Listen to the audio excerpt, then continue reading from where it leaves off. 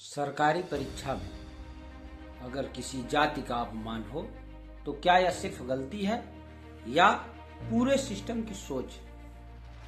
तो सवाल सिर्फ एक प्रश्न का नहीं होता, सवाल होता है पूरे सिस्टम की सोच का। यूपी पुलिस भर्ती में आखिर ऐसा सवाल आया कैसे? क्या बीजेपी खुद को ब्राह्मण विरोधी साबित कर पीडीए की काट में लगी है या फिर इसे बेलगाम ब्यूरोक्रेसी कहे? नमस्कार दोस्तों, उत्तर प्रदेश पुलिस भर्ती परीक्षा में एक सवाल आज पूरे देश में विवाद का विषय बन गया है। सरकार कह रही है कि अगर किसी समाज की गरिमा को ठेस पहुंची है तो जांच होगी, लेकिन बड़ा सवाल यह है कि ऐसा सवाल परीक्षा तक पहुंचा कैसे? और क्या यह पहली बार हुआ है या फिर वह पुरानी कहानी है जहां गलती पहले होती है और बयान बाद में?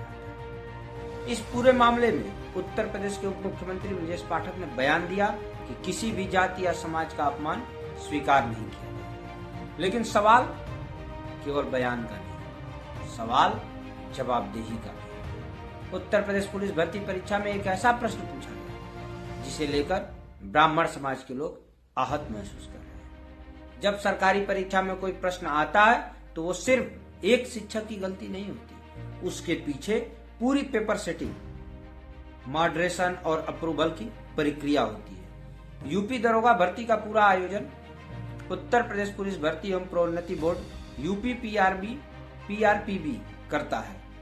यही संस्था परीक्षा का सिलेबस तय करता है, पेपर बनवाती है और भर्ती प्रक्रिया पूरी संभालती है। पहले सिलेबस तय करना, फिर प्रश्न तैयार करना, फिर होती है मॉडरेशन यानी जांच।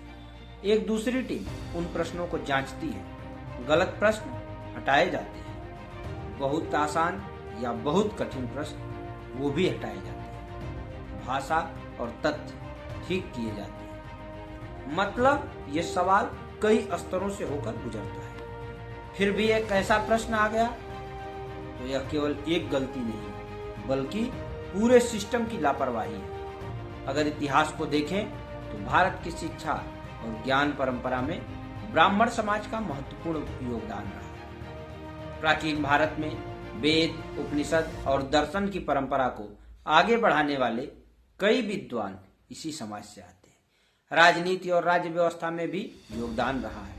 उदाहरण के लिए चाणक्य, जिन्होंने अर्थशास्त्र जैसे ग्रंथ लिखे, मौर्य समाज की नींव रखने में भूमिका निभाई।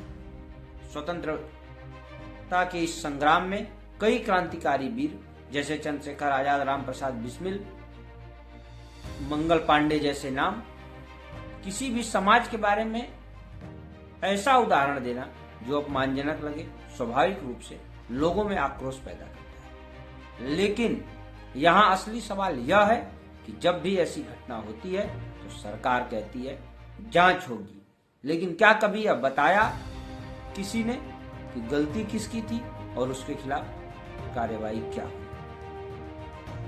अगर यह एक छोटी सी गलती है तो फिर यह परीक्षा तक कैसे पहुंच गई, और अगर यह बड़ी गलती थी तो जिम्मेदार कौन है? आज भारत में सरकारी परीक्षाओं की विश्वसनीयता पहले से ही सवालों के घेरे में है। चाहे राज्य कोई भी हो, पेपर लीक, गलत प्रश्न और परीक्षा रद्द होने की घटनाएं लगातार सामने आती रही है। ऐसे में यह घटना उत्तर प्रदेश में यह केवल समाज के सम्मान का मुद्दा नहीं है बल्कि पूरे भर्ती सिस्टम की विश्वसनीयता का सवाल है। भारत एक विविधताओं वाला देश है। यहाँ हर समाज, हर जाति, हर समुदाय का सम्मान होना चाहिए।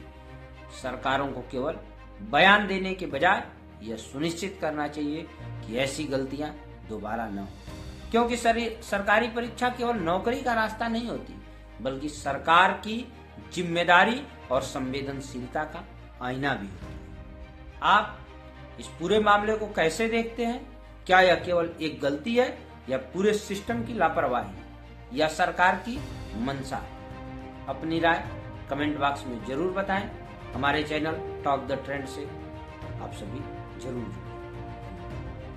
जुड़ें।